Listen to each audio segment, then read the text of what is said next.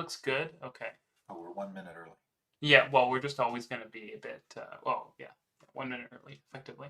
Hey, everyone. I'm here streaming with Dr. Jonathan English again. Just give us a minute to get set up here, and then I will be, oh, okay, I will be right on my way. Uh, uh,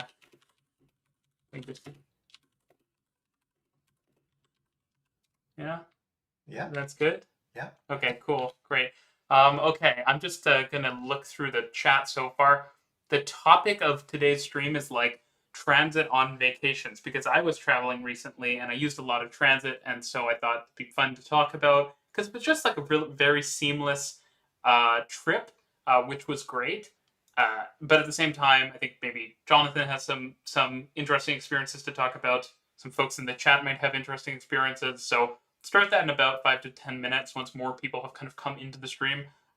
For now, I'm just gonna look through the stream here. Why does it release at 2 a.m.? Guess you got to change your time zone.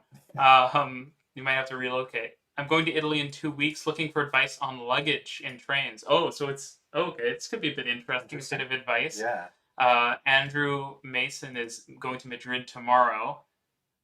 Depends on what trains you're taking in Italy, I think is the answer. Yeah, but that's what Captain Krajik said. Oh, really? Yeah, it depends on what kind of train, but most regional trains have luggage racks.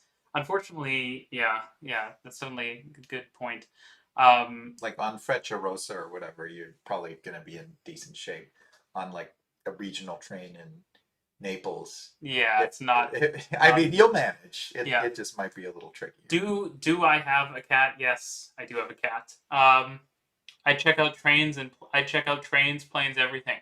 If you're going to Madrid, check out the metro. I think it's at Principe Pio, where there's like this really cool cross-platform interchange between line 10 and 6, I want to say. It's just like a double island platform. Really cool. Last time I was in Madrid, they had interesting libraries in the station, which I thought was kind of a cool idea. Yeah, the biblioteca or whatever. And like Atocha, the station where they took the old station and turned it into an indoor garden and built the high-speed station behind it. That's definitely worth seeing in Madrid. Absolutely. And also in Madrid, just recently they've opened the cross-city high-speed rail tunnel. Which is super cool. Yeah. Obviously, a lot of places in Italy have cross-city regional rail tunnel, or sorry, high-speed rail tunnels, which are just next-level stuff. Also, if you're into planes, I mean, what is it? The airport of Madrid? Yeah, Barajas? Barajas. Yeah, it's huge, so that's very interesting. That right? I don't know which one. It has a very, very impressive layout, because it's kind of like Mirabel. Yeah. The runways, like the northeast facing runways, it's quite unique. Mirabel and Barajas. And Terminal 4 is pretty cool. A lot of the terminals are really interesting. Yeah. So that's quite interesting. 4, I think. Yeah, there are lots of places that have good public transport do have good deals. I have a JR Rail Pass code. Check my last Japan-related video. It's probably in the video description.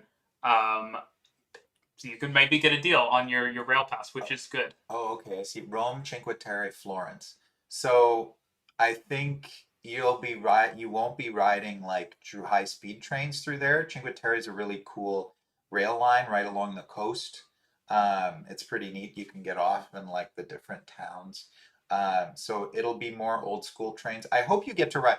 I was just talking to Reece, I think, about how while at the time riding them, they felt incredibly outdated, and maybe I'm a bit more sentimental than you, but I will be a bit sad when the last of the European traditional intercity trains with the compartments with the 6 seats together.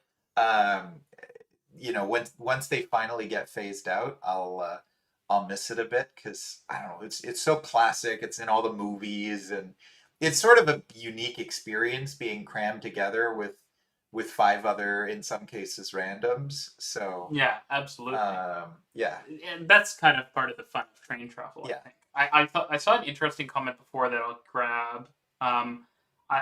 Someone said, have you heard of Jet Lag the game? Yes, I have. It's awesome, especially the Europe one because they do it all basically on trains, which is awesome. someone was asking any tips for Copenhagen. Well, the Um, transit system's pretty cool. yeah, it's good. Like you've got you don't have. That's actually one thing I think is a shortcoming though of Copenhagen's transport system. If there were to be one, is the S-Tog doesn't go to the airport. I know you do have the metro and you do have the what is it called, the like Malmo Tog The or the Øresund Tog? Orison, not Oh, Bana or whatever. No, that's wrong language. wait, what is the Oristog or T? Oristog. No, wait, is that what? It's the S-Tog, right? No, So the or F-Tog is the no, but I'm saying it is Tog. The S-Tog is the Copenhagen S-Tog, yeah. right? So the Øresund Tog is really quite cool because it's the train to Sweden into Malmo, and so that's my tip is to take that. I guess it's Oh yeah, really for good. sure. Take that. Check out the Malmo City Tunnel, which is cool. I think it trams in Malmo as well, right? Yeah, and take the S-Tog. Like the S-Tog is really cool because the trains are insanely wide. So And just weird. you kind of do a bit of a double take when you get on it. The like we were talking about this, like the Copenhagen Metro is kind of a model for like the sort of S-Tog, S-Bahn, whatever you want to call it, plus um, plus sort of modern metro, automated metro model is probably a model that makes sense for a lot of cities. And the S-Tog also, they're looking to automate it. They are, I think, automating it. The F line, which is the ring line yeah. on the S-Tog, is being automated apparently, and ATO on main lines is getting a lot more common. So that's really interesting. I think. Oh yeah. Simon T says when the wife and I had our honeymoon in Munich, we did a weekly 1 to 4 ticket for €14. I will say that in a lot of English speaking places, transit is expensive because in Toronto it's really quite expensive. Montreal, you go and you can do like a week pass for $40. It's just when you can do a pass so inexpensively, you just get the pass and take it a ton. William, thanks for the super chat. I really appreciate it. And hear from Cleveland, who I think is getting new light rail trains. And the first city in North America with a direct rapid transit rail connection to the airport. Yeah. So very notable for travel. For travel to Cleveland. Yeah. The REM station branch to Pierre Elliott Trudeau is not going to open before 28. Kind of sad, but when you think about it, the thing that I kind of like about the REM to the airport of Montreal, and this is a very niche air rail link enthusiast thing, is that most air rail links in Canada, i.e. all of them, are elevated. The Ottawa one's elevated, the Vancouver one's elevated, the Toronto one's elevated, the Montreal one will be underground, which I think is kind of cool and feels more sophisticated. Because in Europe, very few of them are elevated. They're almost always underground. That's right. Yeah. So, Orly. Well, Frankfurt isn't. It's off to the side. But London is underground. Copenhagen is underground. Not for the metro. The metro stub ends, but the Øresund Tog. Brussels is underground. I think Paris is underground. Yeah. For the metro. Schiphol is underground. Trying to think of any other. There are a bunch. Berlin is underground. Munich is on the surface. Yes, it kind of comes down the airport access road. I'm forgetting lots of cities. Oslo is underground. Barcelona is not underground. But theirs is really weird because there's like a single track commuter line into El Prat, but the 910 metros, or well, 9 I guess, is underground. Anyways, I'm sorry. I should be reading these comments, and in 2 minutes we will talk about travel and transit. So maybe like tips, tricks, things that we've found useful, that kind of thing. Let's see. Have either of you been on any Latin American metros? I've been on a couple. What about you? Sao Paulo and Brasilia. What did you think of Brasilia? Brasilia's interesting. Brasilia was interesting. I haven't been on Brasilia's. Well, so it's quite interesting. It goes down one of the wings of the airplane. But then it like shoots off, right? Well, so it shoots off, and actually for a lot of the stretch under the wing, the stations that are planned are not built yet. So it's actually kind of like a super express trip through the wing, and then it goes out elevated into the sort of suburbs of the city. So it when I took it, it was busy. It's interesting. it was well used, but Brasilia in general it's an interesting city, Hmm. which surprising it doesn't get as many tourists as you might expect considering how it is kind of famous. Sao Paulo is a really impressive system too. Like But it's just undersized for the size of that it's city. undersized. It's yeah extremely well used, but impressive. Good, It's good quality. yeah, I'm sure it has its issues, but Well, it's monorails. well, oh yeah, some of the planning of some of the newer lines is curious, but I will say Latin America, Santiago Line 7 appears to be moving along really well, which is going to use Ulster Metropolis trains like Sydney and the REM, and it looks great. So I think that's a really exciting project. It will be Santiago's third automated metro line, which I just find impressive, right? New York has zero, Chicago has zero, Washington has zero, Berlin has zero. here Um, here's an interesting one because mhm. so you mentioned RERB in North America. We don't have a lot of railway lines. I'm trying to think if we have one that cross runways. Oh, I can't think of any. Yeah, You mean whereas wait, cross runways underground or at grade? yeah, not at grade, no, Okay. underground. Whereas in Europe, it's quite common. Yeah. Um, Well, what would we have really crossing a runway, right? It would have to be passenger, and since all of our rail lines are elevated generally near the airport, yeah, um, yeah, I can't really I mean, think of. you could do I it. do think that for JFK, I'm shocked that they don't have a direct express train that like there's a Long Island Railroad branch that goes really close to the terminals. If they just built like a No, it would cost $1 bajillion in New York, but they could build a very short tunnel to the airport from whatever the closest, the one to the northeast of JFK is. well, when I lived in New York, if I was flying to Toronto, I would usually go through LaGuardia, which is not amazing to get to by transit. There's the bus, which is now free, but it's not the most reliable. But if I were going elsewhere, I'd often go from JFK.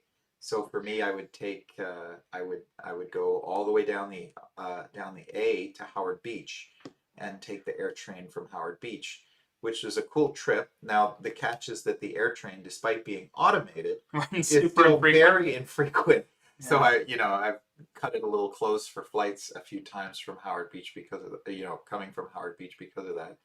But it's a cool service. Like it's not a route that you would take pretty much unless you lived in Brooklyn. Yeah. But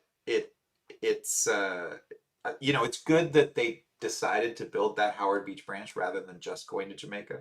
This is actually so I'm going to take this last comment before I go into talking about whatever we're exactly going to talk about, which is unclear at the moment.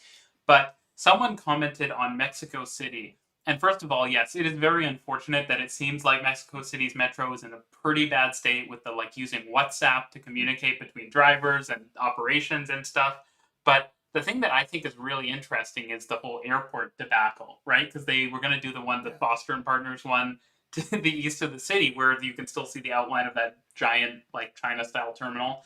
And now Not they're actually doing very far from the center of the city. no, very close, just very close to the north of the existing international airport. The new one is much further to the north at that Much old further. Yeah. military base, but they're building a branch of the Tren Suburbano up there, but it's going to use some of the trains from the Toluca rail line, which are being shipped. So apparently there's like a shortage of trains for the Toluca rail line, which isn't complete yet. So it's a bit of a disaster. But I'm just going to look quickly to see if anything else. Oh yes. So if you're just getting in, this is Jonathan English. He has a PhD in public transportation related topics. So he's a periodic guest on the stream and on the channel. So yeah, that is who my guest is today. We're going to talk about travel stuff. I'm just going to talk about what kind of inspired me to do this stream, and then we can just kind of go into whatever random conversation. So I needed to travel recently from Toronto to Vancouver within Canada, and because I was visiting, and so I was able to. It was a really good journey overall. I took public transport, obviously, to Union Station in Toronto, which I was able to use my credit card for without buying a Presto card or anything like that. Super seamless. Use Wi-Fi the whole way. Get on to the Up Express. That's the airport train in Toronto from Union to Pearson. That's why it's called Up. And that was also seamless. Could use my credit card again. Got to the airport. I tried Porter Airlines' new Toronto to Vancouver service, which is on an Embraer E195 E2 jet, which was really nice, actually. Lots of legroom, lots of space. It was a really excellent trip. Um, and then I landed in Vancouver. I was able to use the Canada line with credit card and then get on a bus, also with credit card. So the whole trip process was really seamless. Only thing I travel with is a backpack and like a sling bag, which I can wear all, like I can just put it all on at once. It's not super heavy. I can put the bag down on like the seat next to me on the bus when it's, because I try to travel off peak. Avoid traveling. If you're going to use transit, don't travel on peak. It's going to suck because, having your bag with you already is a bit of an impediment. And then having it on you and then you're taking up space from other people, you're on like a crowded train or bus, is really unpleasant. So I think that's sort of like, that was my experience, but it was a very seamless trip. And I think that, public transport is just such a good way to travel, especially if you're not going on like excursions. I wasn't doing hikes in Vancouver or anything. I was visiting family, and so it is the best solution if you're just going to the city to kind of explore the city and go around. I don't know if you have any takes about this or thoughts. Specifically Vancouver, No, just in or general. no, look, public transit in most parts of the world is, or certainly many parts of the world, is just a great way to get around when you're traveling. It gives you a good feel of the city.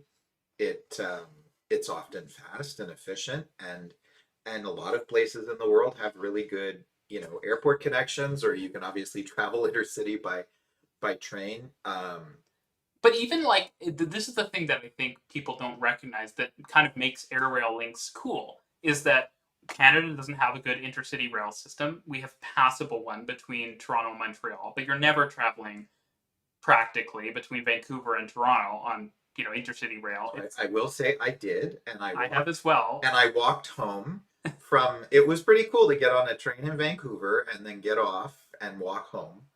But it's it's not not the practical. most practical. It Yeah. costs more than flying, although I got a really good deal. But if you have an air rail link, you effectively Yeah. can take a full public transport journey across the country quite easily because you get on a plane in the middle. And sure, it's not as nice as getting on a train, but you were able to do it without ever setting foot in a car, which I think is the nice part about it. And often, honestly, getting a rental car, not that I've gotten a rental car ever, only when traveling with family, and it wasn't me getting the rental car. It just seems like a crappy process. They try Oh, it to actually is they that process. try to upsell you on 100 different things. You've got to choose a crappy vehicle that's probably not very well made. You've got to like, go to some rental car center that's like on the outskirts of the airport, so you have to get on like a bus or a train anyways. It just sucks. Unless you absolutely need it, renting a car is a disaster. And the thing about traveling without suitcases, which I would recommend doing in basically all cases, unless you absolutely need to, is you're never stopping at baggage claim. So you can be from gate to city center very quickly, like within an hour, which is really awesome.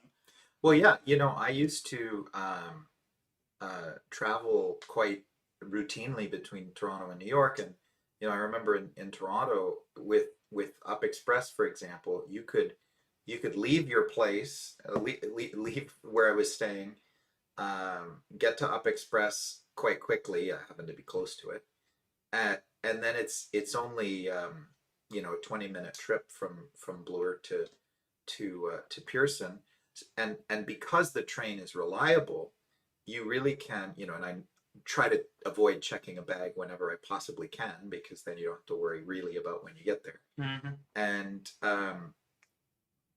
I could get from the Up Express platform at Pearson Airport to the gate in under 15 minutes. Flying from Terminal 1. Flying in Terminal 1, of course.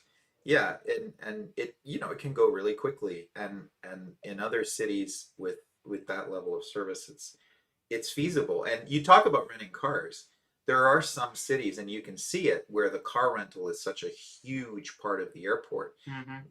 Los Angeles, American cities, yeah, Atlanta. basically American cities. Los Angeles, where you have horrific congestion, and they're finally going to resolve this with the sort of people mover. Yeah. But like horrific congestion on the terminal roadway. A lot of it is people going to the rental car rental center, and And buses taking people to the car rental yeah, center. exactly. Texas I think it City. was San Diego. We had to get a rental car at some point, and I didn't again. This was traveling with family. But we went to some middle of nowhere place on the bus, and we're like in a small building and renting. It was just a nightmare. Airports are increasingly doing these consolidated rent-a-car Yeah. centers, and I think we're seeing more and more these ground transportation centers where you have both car rental and transit at a central location, especially in Airports. multi-terminal airports. It just makes more sense to consolidate it. But also, if you're just, I think the great thing is when you show up there, if your city has good transit, it should be a pretty obvious decision in most cases that I'm just going to get Well, on the exactly, train, right? right? Like who goes to, I mean, if you're going to, who goes to Paris and rents a car? Like who goes to London and rents a car, Tokyo and rents a car? I Well, did rent a car once for a day in Tokyo just because I wanted to experience driving there. But like, other than that, niche need. you would never rent a car. Um, I think that part of what's interesting too about having transit access to the airport is it allows a lot of spin-offs near the airport. So like the thing I really like, enjoy and find kind of cool is how Heathrow is all interconnected via the tube, within the Heathrow campus. So you can go to the different terminals and they actually have different amenities there.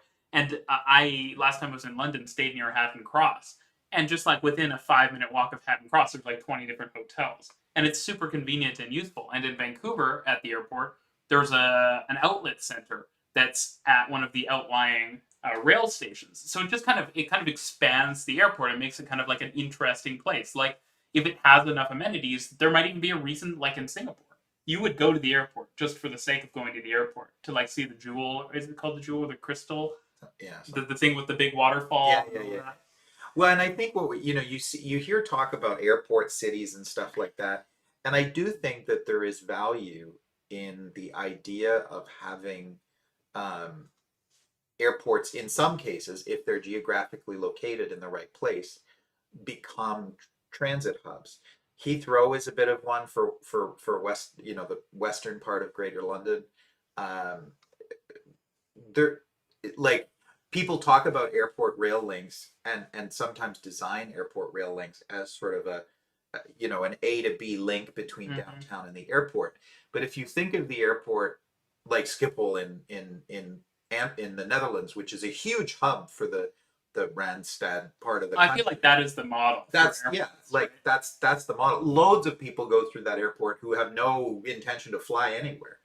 Mm-hmm. So But also, people who aren't it's from Amsterdam use the airport to fly yeah, because it's accessible from the whole country. absolutely. And so it's sort of the idea of taking advantage of the airport as this enormous strip generator to create a like a local transit hub too. Yeah, because they have a lot of local. They have like their own electric bus network that's centered on Schiphol. Um, I'm gonna let you take a few of these because they're relevant to you. I think this one you should look at. Okay, two decision on paper. White American. Oh well, thank you. I really appreciate it. Yeah, you DCPAB liked my article. Why did America give up on mass transit? Don't blame cars. Uh, Why did America give up on mass transit? 1 minute pitch. Go check it out. It's in Vox. no, it's City Lab. City Lab. Bloomberg now. It was City Lab then. Yeah, it is a really interesting story. So check it out. What's the Well, there were a number of different reasons, but one of the many reasons was that transit, because it was private, it never got subsidized, and as a result, as it had declining demand in the 1950s as a result of people being able to buy cars, the only way that they could balance the books was to cut service, and as they cut service, it drove ridership away even more as well. Often transit agencies were confined to the historic city, and as cities leapfrogged municipal boundaries, you ended up in a situation where the transit system didn't expand, but the road network very much did. So even if people wanted to take transit in the new suburbs, there was just no transit for them to take. And as the suburbs became a bigger part of the metropolitan area, transit became too limited for people. Even if people wanted to take transit, they had to Had to buy a car. So do you have a strong opinion on this? Thank you, Craig, for the super chat. You want to take this one? Because you're gonna have a stronger opinion. Oh boy, the Union I think Pacific it's should, continued across to here. as their main transcon. That way, the Humber subdivision for industry to the west can be turned into Metro line, and Metrolink can get the Los Angeles subdivision from industry to the east. Yeah, I mean, like those kinds of consolidation efforts. So we're talking about. Can you give a rough summary of what we're talking about? Yeah, so basically, I don't have the LA rail network perfectly memorized, but it's basically the idea of there is Union Pacific has two corridors that they use in running east west in Los Angeles, and Metrolink, in theory, which is their commuter rail service, could be a really useful service. Unfortunately, they generally share with freight, so that service is quite infrequent. This is the pretty standard North American commuter rail story. Both in LA and in many parts of the country, it would really be great if in urban areas we could see a bit more consolidation of freight corridors, so that passenger service could use the other one, It would and be more efficient use. if we had that rationalization, yeah, it would be great. Thank you. That's a really good question. Kevin Richardson was talking about liking E-jets. Do you have a strong opinion on E-jets? These are Embraer Brazilian jets. So, like I said, I used to fly a lot between Toronto and New York, and Yeah.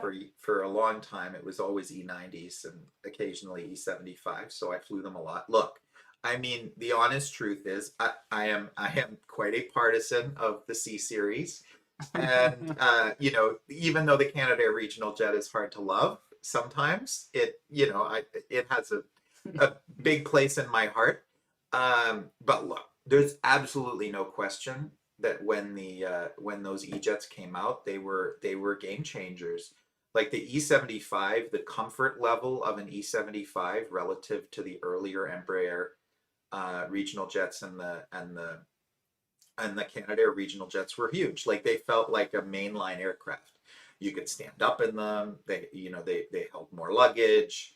Yeah, I would definitely say that about. So I flew what it would have been. Oh, goodness, it wasn't. Now I'm like, what would United fly? Or no, not United, American. What did they fly a lot of with the engines in the back? They're the older model Embraer Are they? jets. Yeah. Okay, well they sucked. Yeah. But the E195 was really nice. It did. It felt like a 737, but just with two seating, and you could stand up. It was comfortable. But yeah, Kevin also said that E-jets are unreliable. And yeah, I concur, because our plane on the way out, and I was reading about the E-jet in advance, the E195, which is supposed to have 99% uptime, but of course it had a lot of downtime for our flight on the way there. So that was great.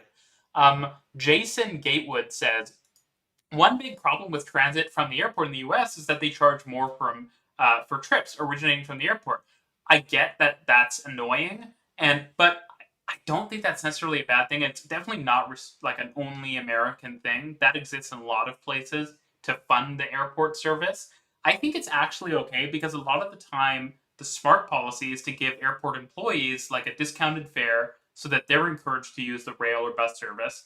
But then travelers, for the most part, can afford the small additional charge, which is, again, you're probably still paying way less than for a cab or a rental car. And so, like, the small additional charge to subsidize transit, I feel like it's another way you can do it is you include the airport within the monthly pass, but charge extra for the single ride. So frequent transit users, people working at the airport, buy the monthly pass. I'm looking here.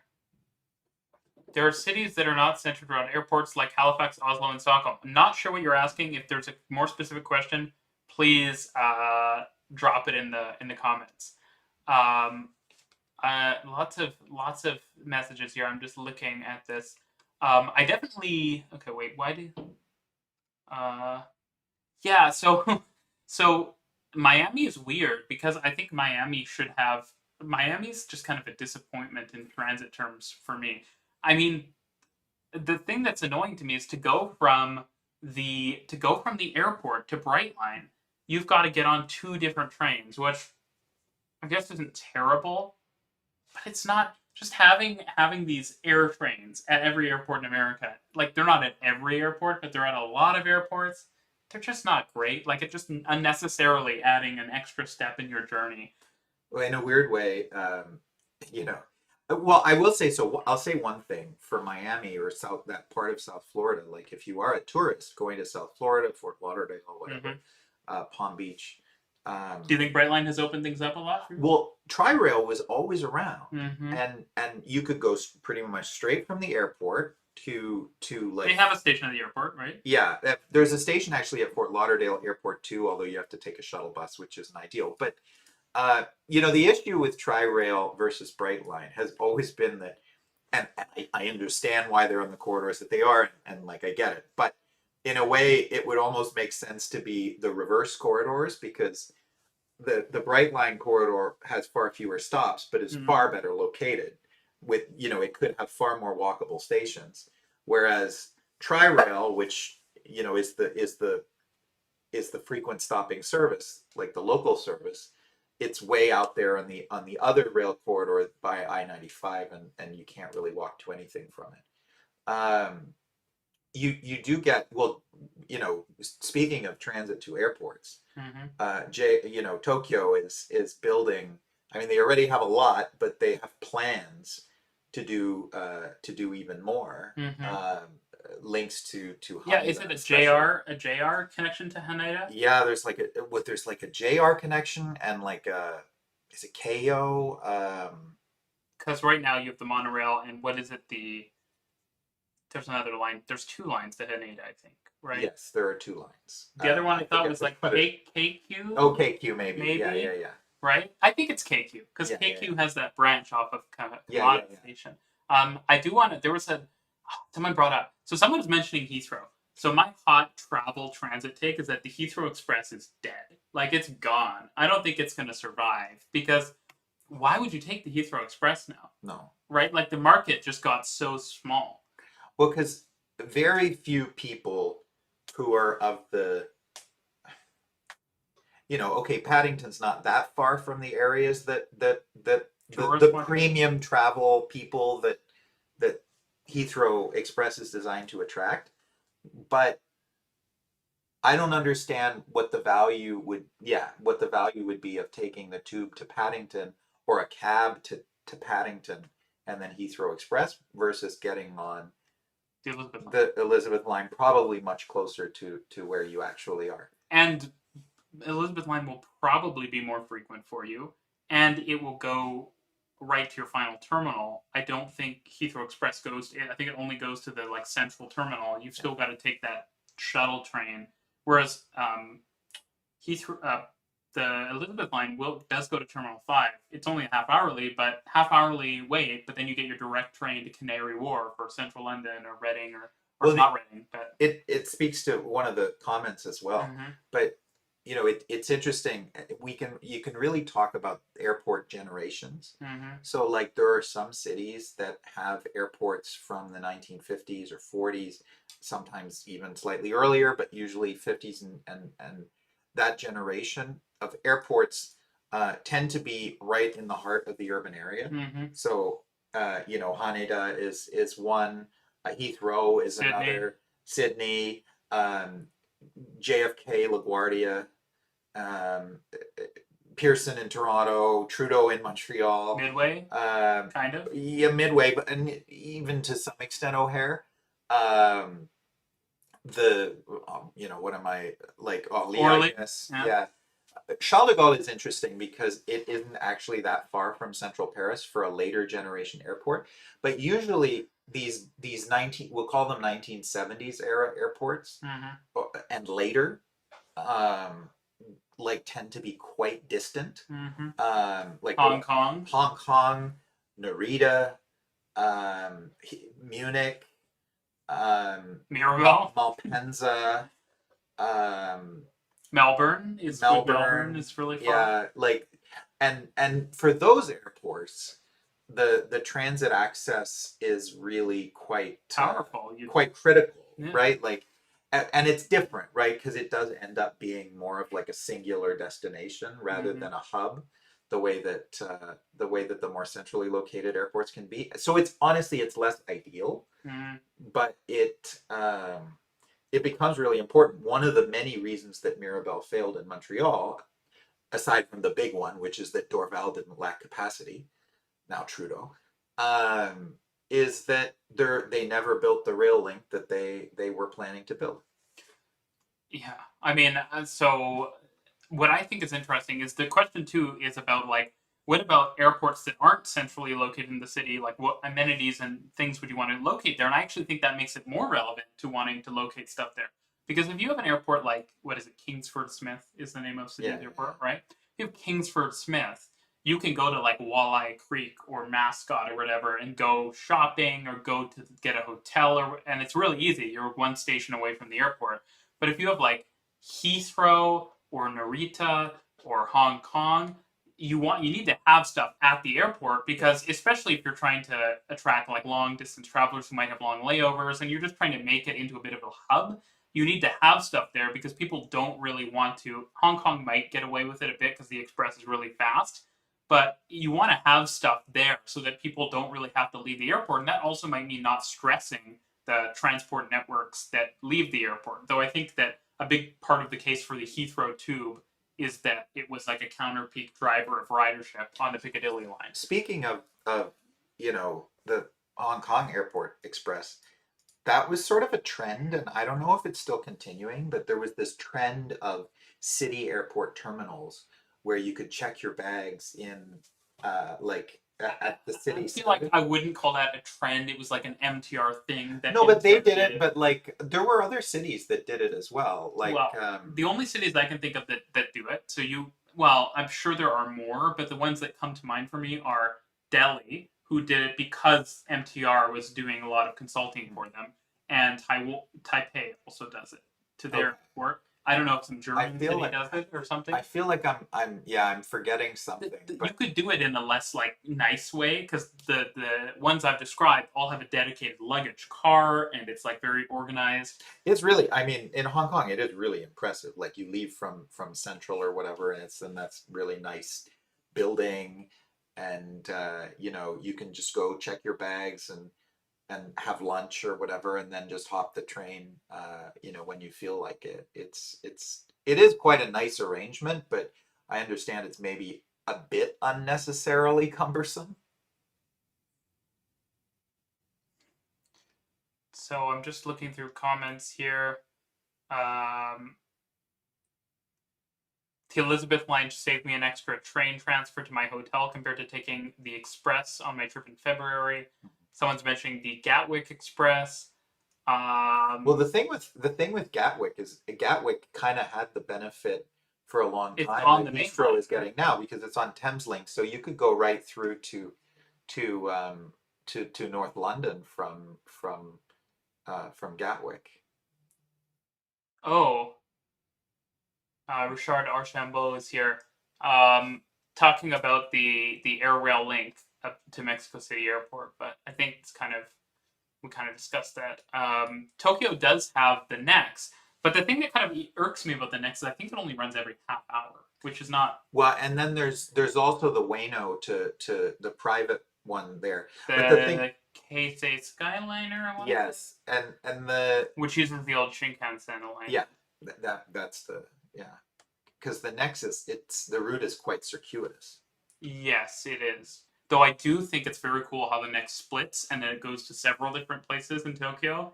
Yeah. It's glorious. So you get on at Narita and then you get on the right part of the train and each part will take you to your final destination, which is really cool. We need more trains to do that. Why does the Heathrow Express Actually, the Munich airport link and also divides the as well. Hamburg one Yeah. as well on the S-Bahn. Um, why does the Heathrow Express exist? Do you have a strong opinion on that? Well, it was a decision made to make a rail link to Heathrow that was faster than the Piccadilly line, which was slow and crowded, and it's a tube line, so the trains are quite congested, and you don't it's not easy with your bags. So yeah, the decision was made to build a branch off the Great West Main Line to connect to Heathrow, and it was a premium service. It was sort of a private. I mean, it was all kind of private then, operated service, and Given the amount of tunnels that they built, it sort of surprises me they didn't do it as like a diversion well, there have been plans for like the line to down to continue. Yeah, Staines, and yeah, like it would have been more valuable. for example, like high speed tube probably should Go to Heathrow. just go through Heathrow, and like it's not that they're building a gigantic tunnel. It's not really that far off You're already building the tunnel, yeah. and Heathrow does have a lot of space in the central area. Yeah, it does. Yeah, it's kind of a bit of a and that's another one too. Like compare not to get all into airports, but like that's there's this really striking distinction between the master planned airports like an Atlanta or a Dallas or a Munich to some extent, sort of, not exactly. Charles de Gaulle, sort of, kind of, not really. But some of the Asian airports to a greater extent, Hong Kong, um, and then the sort of complete chaos. Chaos airports of let's just throw up a terminal here, like you get at JFK or Heathrow before they Delhi. recently started rationalizing things. Yeah, they have their new. So thank goodness Delhi did build a metro station to the new. Like they have that north terminal with like they've got two. They've got the main terminal here and they got a north terminal.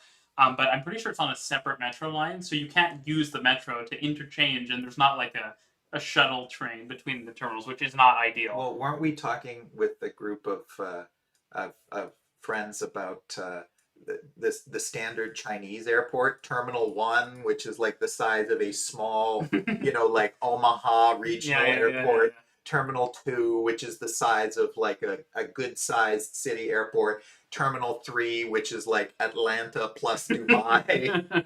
It is slightly hilarious how that works. And you build like a full scale metro system to move all the passengers to it. Yeah. There's a few here that I thought were interesting. Thank you, Samuel. I appreciate your comment.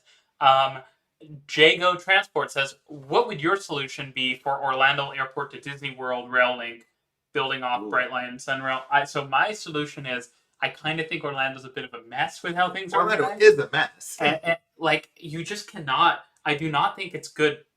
Sunrail is diesel low frequency trains are not the way to connect these places to the airport. No. As much as it would be nice to have like a direct train connection from Miami to Disney or whatever, the solution is to do something electric and frequent, I think, and probably that has a bunch of branches so you can go to a bunch of destinations. Well, so Brightline, they've been talking about an extension to the Disney area.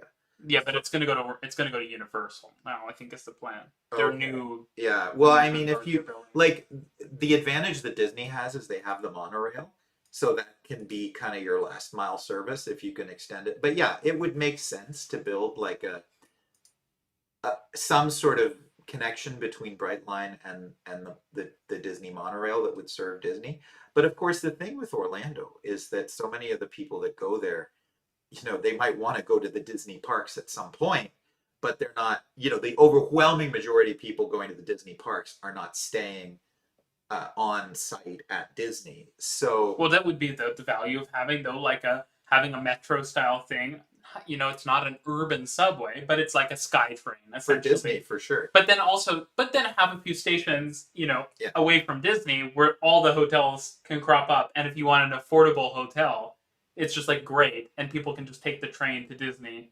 Yeah. Right. I think that would be a good solution. One of the interesting ones, somebody brought it up, was LaGuardia to JFK, and it's interesting. Yeah. So Delta, after some mergers and acquisition of slots, has a huge operation at LaGuardia, which is an important hub for them kind of regionally, and then a big international operation at JFK. And the problem with that is that, unlike United at Newark, or at Dulles for that matter, there is no easy way to connect between JFK and LaGuardia. It's pretty brutal. So I don't know, if I were Delta, again, if you could build a little more cheaply in New York City, they would benefit hugely if you could extend the air train to LaGuardia. which is kind of the air train that Governor Cuomo wanted to build. But it's far more useful for Delta than it is for But also people has going to it LaGuardia. also has much less value if it doesn't connect to JFK directly Well, yeah, to the existing air train. That's the difference between no, what I mean, well, exactly. A, it didn't connect to the existing air train, and B, it was it was indirect. more or less useless for most people traveling, other than people who live on Long Island, which I guess it would have been nice for them, but like. But it wasn't going to go to like Jamaica. So a lot Clearly- of people who were going to go to Long Island, we're still going to need to do I some. mean, clearly you just extend the M train from Astoria, but like I don't think that the opposition to it would be nearly as strong as it used to be. But There was a few really. So one person did bring up before because of Sydney's airport rail link, which is kind of funny because all of the stations on it, which I think includes it includes Mascot. I don't know if it includes Walleye Creek. They have like an extra fare, all of them, which was kind of a weird P3 deal they did where all of the stations had an extra fare. Not necessarily think that's a great thing, but the comment was more about there is like some conflict when you have your regular commuter trains or like subway trains going to the airport because now all these people's luggage are on the regular train. I do think that's like the value of an airport express to some extent is that if it can be done right, it's explicitly for the airport, right? So people can have because I think that can be a big disincentive for people making a long journey. If you have suitcases, it's pretty. You don't really want to go on a subway, especially in a place like London where your destination station. Well, the trains are small, but your destination station might not it have. might not have an elevator. Yeah, so you're Very gonna. likely. It's gonna be very uncomfortable, and so an airport express if it's done really well, could make that travel experience pretty good with luggage, which. One of the things that's worth mentioning, to get back to the sort of travel theme, is, I'm maybe a couple of years older than you, so I do remember very well traveling before Google and like apps and stuff existed.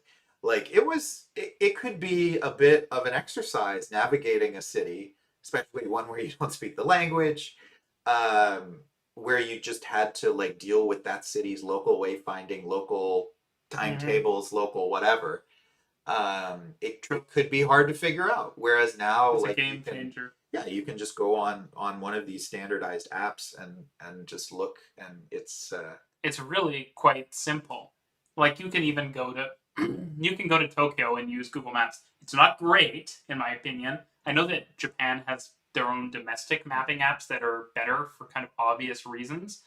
But yeah, I think that having Google Maps is such a huge asset, and just being able to pull out your phone, click on the stop, and say, "Oh, next train's in 5 minutes," is so useful. Yeah. It's quite awesome. Oh, thanks for the nice comment about rerouting the Milton line. Jago Transport, thanks for the super chat. Hi from New Jersey. You inspired my channel. The Newark Air Train is due for replacement. What is the RMTransit? Oh, this is so good. What is the RMTransit solution to not? I'll tell you what my solution is. What's your solution?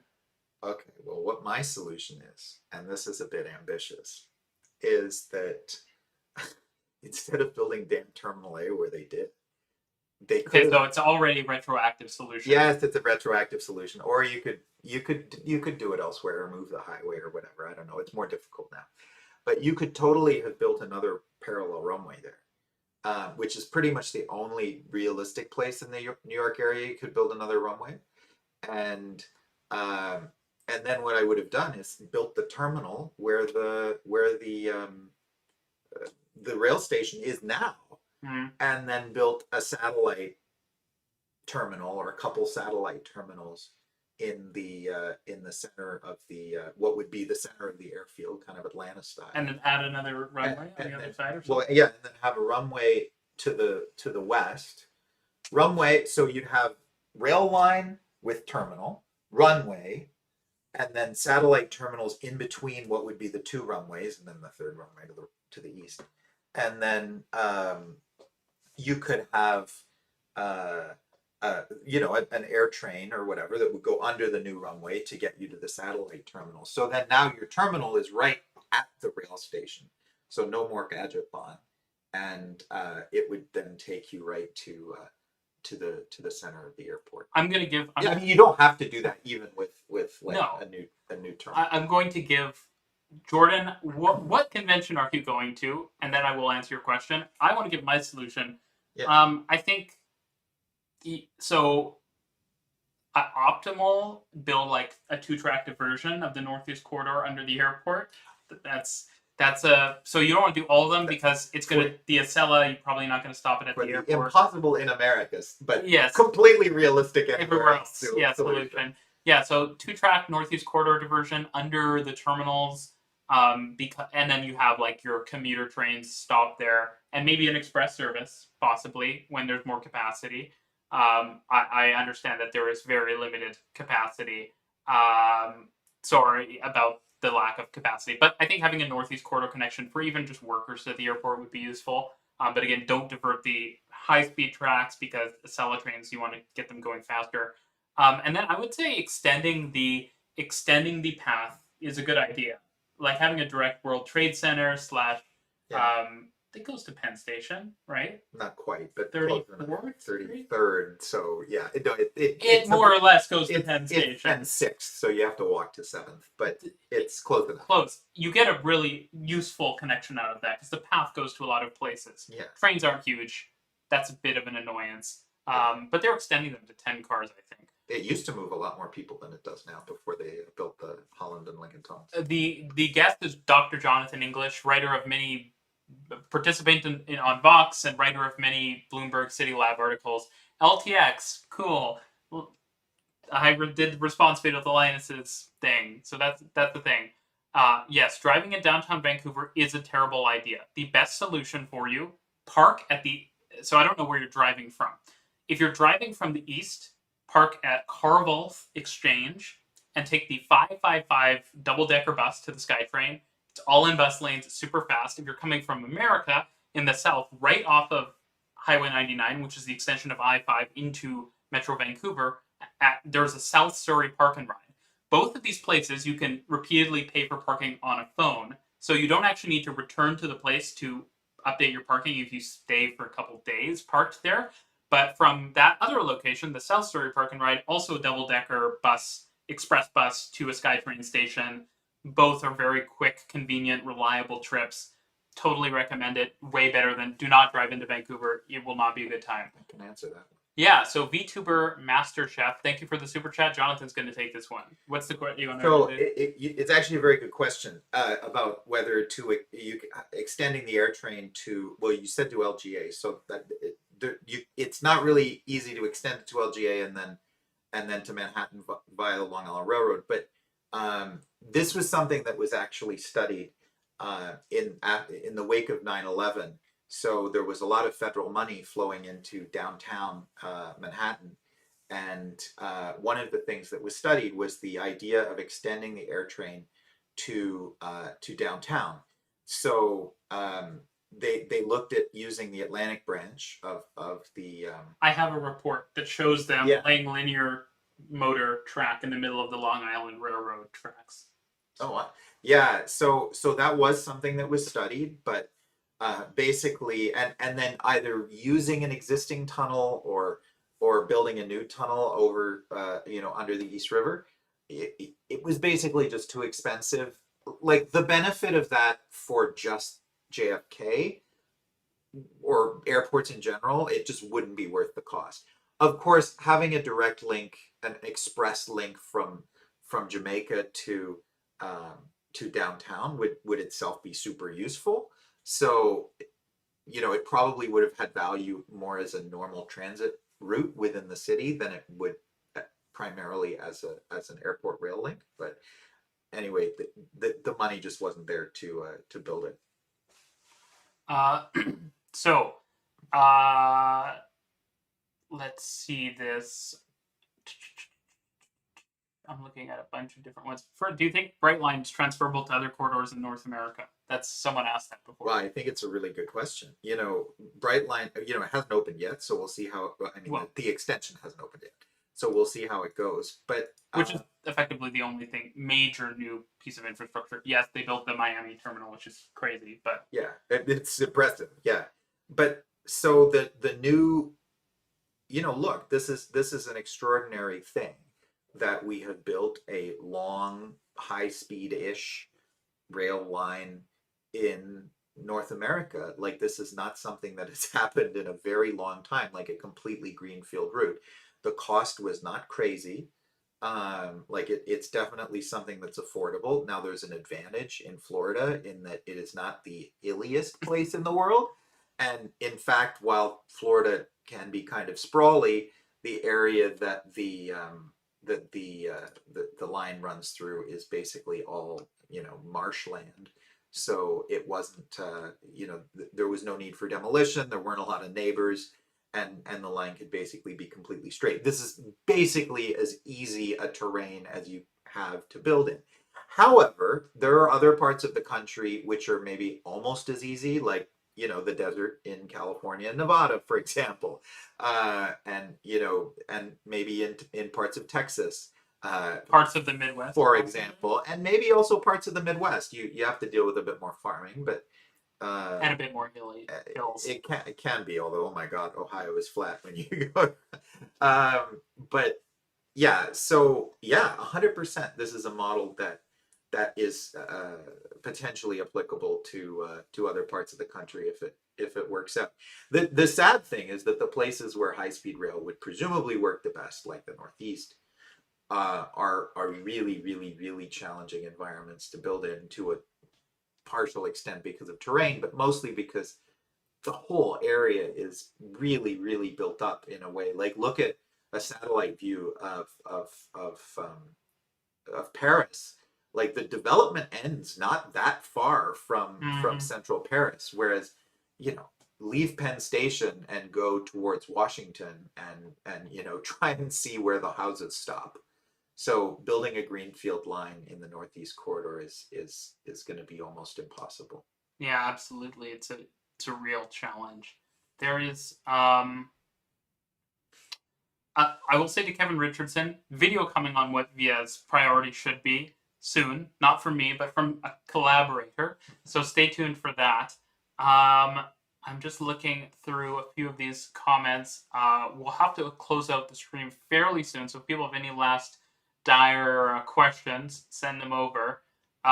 Do I think public transit should be free? This might be someone was referring to MBTA news, but I have no idea what the specific news was because there's so much news all the time.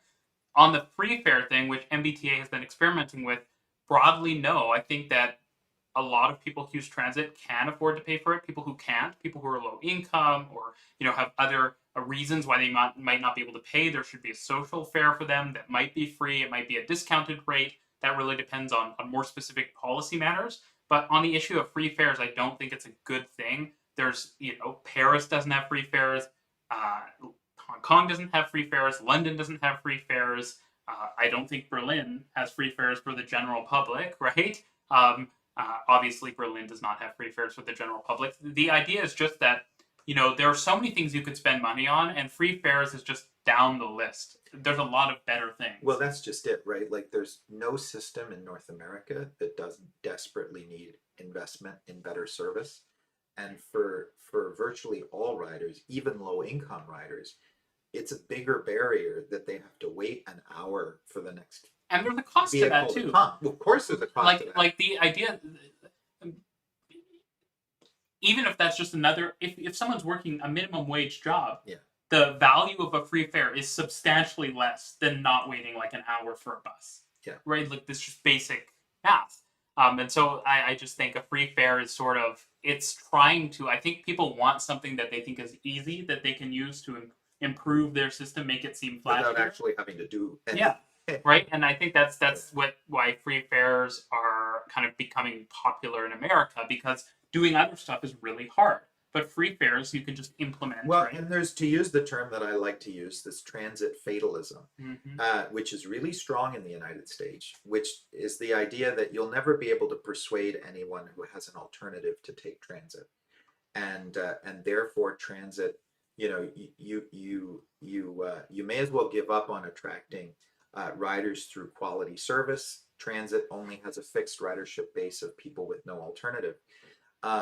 But if you actually invested in better service, not only will you make life much better for people who have no alternative, so that they're not, standing on a street corner because they miss the last bus when their job ends at the mall at 10 p.m. or whatever, um, and they literally just can't get home, stranded.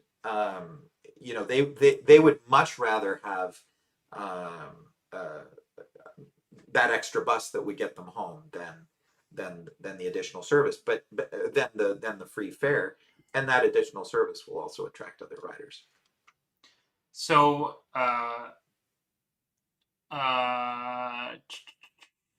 so Jordan Abdendroth, I think that's how you pronounce it. I live in a college town with a. So this is true. A lot of college towns have free buses, but it sucks because it comes once an hour.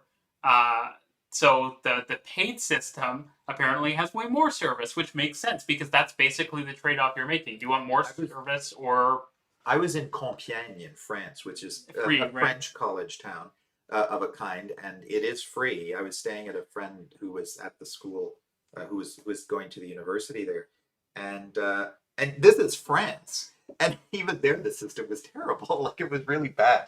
I just ended up walking everywhere.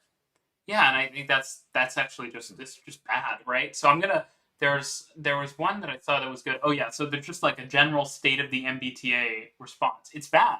It's really bad.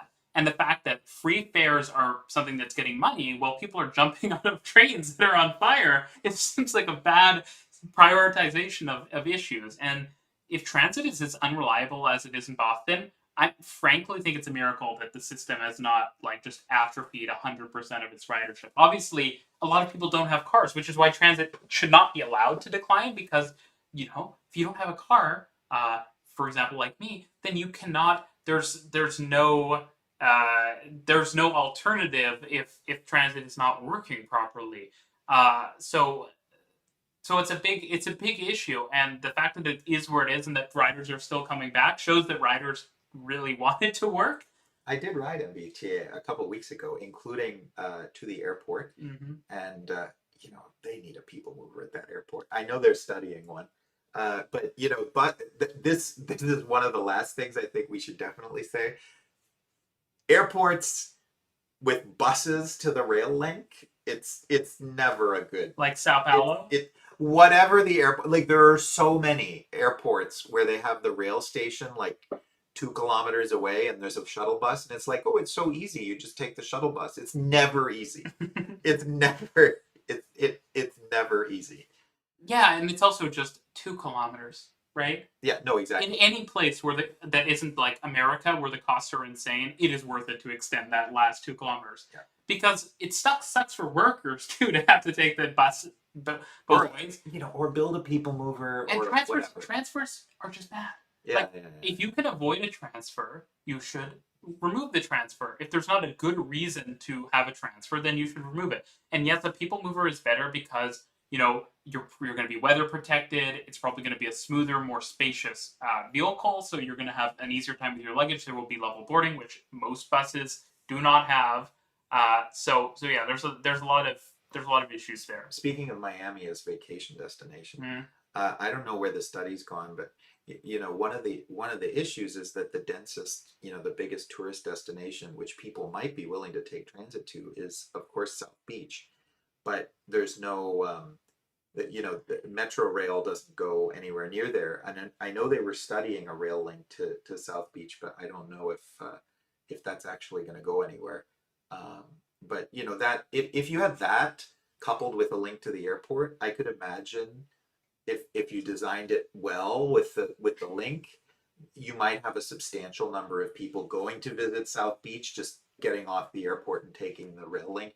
So even if Miami isn't itself necessarily the most transit-oriented, transit-friendly city, you'd probably end up with decent. But this is why I've said this in video before, but part of the reason I think airport rail links can be cool is if it's a downtown link, it still means a lot of people never need to get in a car. Yes. Because once you're in the downtown, usually it's fairly walkable and you can get to all your key destinations without getting in a car. So I think even when there's a cutout, and it's not everyone can live car free, but you can at least get a lot of trips to be car free. That's valuable in and of itself.